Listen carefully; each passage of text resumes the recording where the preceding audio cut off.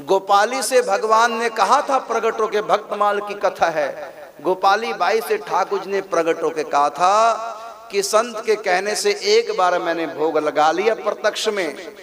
उनके गोपाल जी थे, मदन गोपाल छोटे से ठाकुर जी, 12 साल से सेवा करती आ रही थी, हर रोज भोग लगाती थी, कभी भगवान ने भोग प्रत्यक्ष में आरोगा नहीं। आज संत के कहने से भगवान ने आरोग लिया। बाई बड़ी प्रसन्न हुई कि आज ठाकुर जी ने भोग आरोग लिया, दर्शन भी दिए।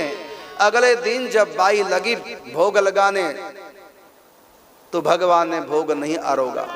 कहा कि कल तो आपने आरोग लिया था, आज क्यों नहीं आरोगा है?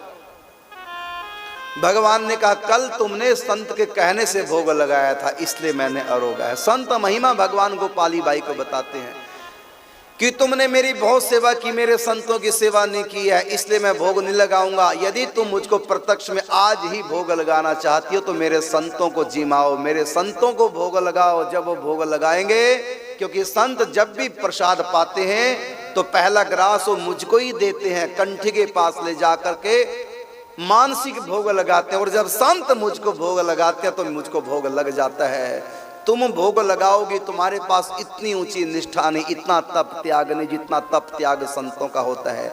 मेरे लिए उन्होंने घर बार तक छोड़ दिया, इतना मुझसे प्यार करते हैं। वो जब मुझको भोग लगाते हैं उस भोग को मैं स्वीकार करता हूँ। यदि आप मुझको भोजन कराना चाहते हैं, भोग लगाना चाहते हैं तो मेरे संतों को भोजन कराओ।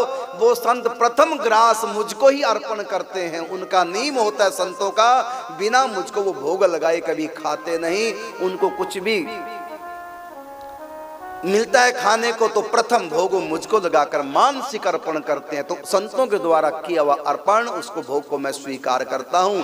यदि तुम नित्य प्रति मुझको भोग लगाना चाहती हो तो संतों का रोज खिलाया करो तो मुझको मिल जाएगा। और फिर वो गोपाली बाई हर रोज संतों को भोजन कराती और भगवान उनके साथ फिर नाना प्रकार के खेल करने लगे और भगवान तृप्ति का अनुभव करने लगे। तो एक भक्तमाल की कथा है।